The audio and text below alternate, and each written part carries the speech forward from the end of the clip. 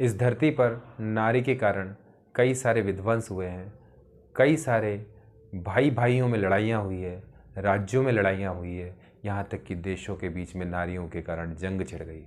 लेकिन एक नारी ऐसी भी थी जिसने अपने रूप, अपनी बुद्धिमत्ता का इस्तेमाल करते हुए एक पूरे के पूरे राज्य को गृह युद्ध में जाने से बचा लिया। जी हाँ दोस्तों, आज हम एक नई कहानी के साथ आपके साथ उपलब्ध हैं। नमस्कार, आदाब, सत श्री अकाल। मैं हूं अनुराग गुप्ता और आप देख रहे हैं हिस्ट्री विद अनुराग। बात करते हैं 6ठी शताब्दी ईसा पूर्व की, जब वैशाली जनपद जो लिच्छवी महाजनपद की राजधानी थी, वहाँ पर एक सेना नायक जिसका कि नाम महानामन था, जो वैशाली की सेना से निष्कासित कर दिया गया था, उस महानामन नाम के व्यक्ति को अपने गांव में एक कन्या मिलती है। हालांकि जो महानामन था वो निसंतान था और वो अपने लिए एक संतान प्राप्ति के सपने देखता था, ललायित था कि उसके घर में भी एक संतान पैदा हो, और उस बेटी को उसने भगवान का आशीर्वाद मानकर अपने घर पर पालना शुरू कर दिया।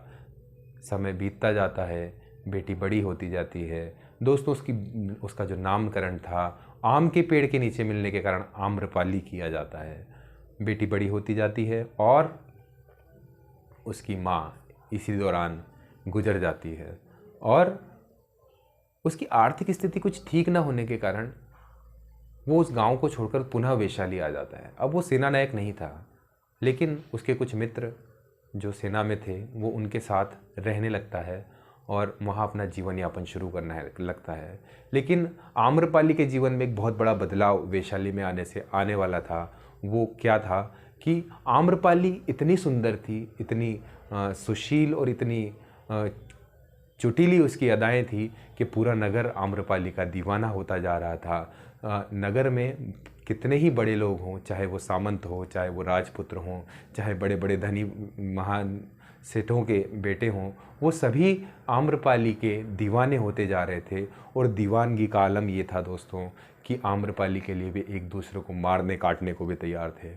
यह बात जब राजा के पास पहुंचती है तो राजा बड़ा चिंतित हो जाता है और उसे मजबूरी में एक निर्णय देना पड़ता है कि आम्रपाली को अगले 18 वर्ष तक, जब तक कि आम्रपाली 18 वर्ष तक की नहीं हो जाती, विवाह करने की अनुमति राज्य की ओर से नहीं है।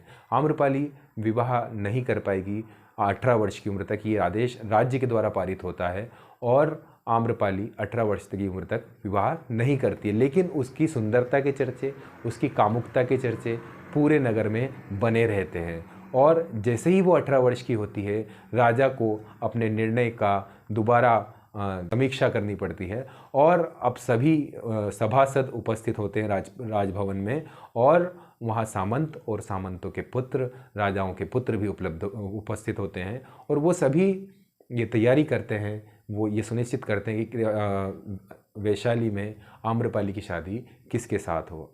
कोई निर्णय नहीं होने के कारण राजा यह सोचता है, राजा यह निर्णय देता है कि आम्रपाली को किसी एक की वधू न बनाकर संपूर्ण नगर की नगर वधू बना दिया जाएगा। विधि की विडंबना देखिए, इतनी सुंदर स्त्री, इतनी सुशील और इतनी चुटीली अदाओं वाली स्त्री, जिसको मजबूरन एक राज्य के द्वारा वेश्या बनने पर मजबूर किया जाता है। नाम भले ही कितना सुंदर हो कि नगर वधू, लेकिन वास्तव में वो बनने वाली थी एक वेश्या। इस बात को सुनकर आम्रपाली बड़ी क्रोधित हो जाती है और राजा के इस निर्णय का जवाब देने वो राजसभा में उपस्थित होती है। पूरे राजसभा में सारे के सारे सभासद उसके उत्तर का इंतज़ार करते हैं कि अब आम्रपाली क्या प्रतिक्रिया देगी। उस उत्तर के इंतज़ार में सभी लोग अलग अलग तरह के भावों से घिरे रहते हैं। आम्रपाली उत्तर का जवाब देती है और कहती है राजा से मुखातिब होते हुए कि राजा साहब, आप क्या कर रहे हैं? क्या मुझे विवाह करने का अधिकार नहीं है? क्या मुझे किसी के साथ घर बसाने का अधिकार नहीं है? क्या मैं अपने बच्चों को पैदा नहीं कर सकती? क्या मैं अपना परिवार नहीं पाल सकती? आप किस तरह का अन्याय मेरे साथ कर रहे हैं? क्या मेरा रूप, मेरा सौंदर्य मेरे लिए अभिशाप है? तो इस बात को लेकर वो राजा को तरह तरह से कोसना शुरू करती है। लेकिन राजा वास्तव में राजा था और उसने इस निर्णय के प्रति, इसकी गंभीरता के प्रति आम्रपाली को चेताया और कहा कि आम्रपाली देवी सुनो, तुम इस राज्य के लिए एक बहुत बड़ा बलिदान करने वाली हो, इस राज्य के लिए एक बहुत बड़ा त्याग करने वाली हो, और तुम्हारा जो ये त्याग है ये वास्तव में इस राज्य को या तो गृह युद्ध से बचा लेगा, और अगर तुम ये त्याग नहीं करती हो तो ये राज्य वास्तव में जल कर भस्म हो जाएगा। सारे सभासद, सारे सामंत, सारे राजपुत्र आपस में लड़ मरेंगे।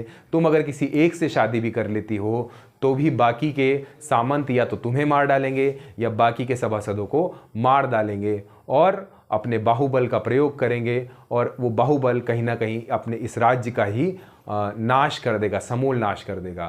तो आम्रपाली तुम्हें ये जहर का घूंट पीना होगा। और राजा उसकी बात को आम्रपाली उसकी बात को मानते हुए उसे नमन करती है और कहती है कि बिल्कुल राजा साहब, मैं इस राज्य की सुरक्षा के लिए, इस राज्य की उत्तरदायित्व के लिए, इस राज्य के प्रति मेरी जिम्मेदारियों के लिए मैं इस आपके कड़वे घूंट को, जहर के घूंट को पीने को तैयार हूँ, लेकिन मेरी 3 शर्तें हैं।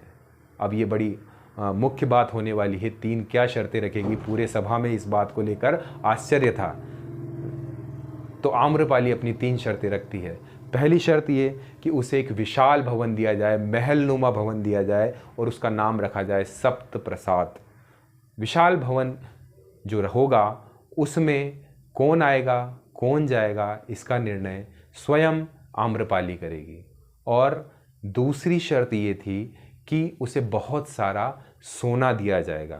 पहली शर्त में एक बात और इंक्लूडेड थी, वो ये थी कि उस महल में आने वालों के लिए राजा उत्तरदायी नहीं रहेगा, राजा उनकी कोई जांच पड़ताल नहीं करेगा। और दूसरी शर्त में आम्रपाली कहती है कि मुझे बहुत सारा सोना और अपने उस महल की गतिविधियों को चलाने के लिए बहुत सारा धन भी दिया जाए।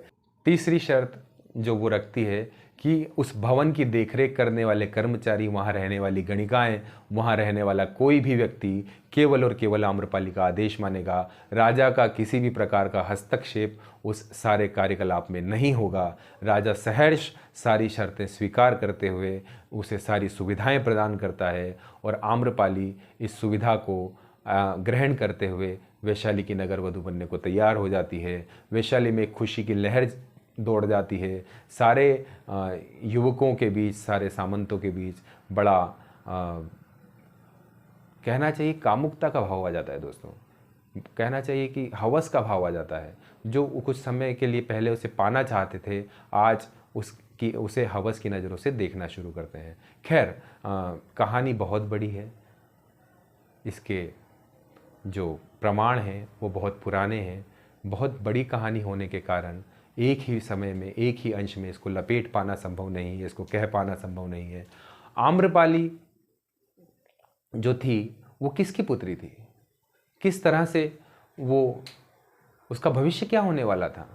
उसके साथ आने वाले वर्षों में किस तरह की घटनाएं घटित होने वाली थी? ये सब आने वाले समय के, काल के, भविष्य के गर्थ में छुपा हुआ था, और ये काफ़ी रुचिकर भी था। और ये जानना आप लोगों के लिए भी बहुत रुचिकर होगा, क्यों कोई नगर वधू बनी, नगर वधू बनने के बाद उसने क्या किया, उसके पुत्र और उसके पिता और उसके सारी चीज़ें किस तरह से उसकी सारी चीज़ें आगे बढ़ी। तो दोस्तों, अगर आप बने रहना चाहते हैं, जानते रहना चाहते हैं, तो बने रहिएगा मेरे चैनल के साथ, और मेरे अगले वीडियोस का भी बेसब्री से इंतज़ार कीजिएगा। अगर आपको ये वीडियो भी पसंद आया है तो ज़रूर इसे लाइक कर दें, शेयर कर दें और सब्सक्राइब कर दें। बहुत मेहनत लगती है दोस्तों कहानियाँ बनाने में, कहने में, तो एक बार मेरा हौसला बढ़ाएं और अधिक से अधिक मात्रा में इसको लाइक करें, शेयर करें और सब्सक्राइब करें। तब तक के लिए, जब तक कि मैं अपना अगला वीडियो अपलोड करूं, नमस्कार, शब्बा खेर, शुभ रात्रि।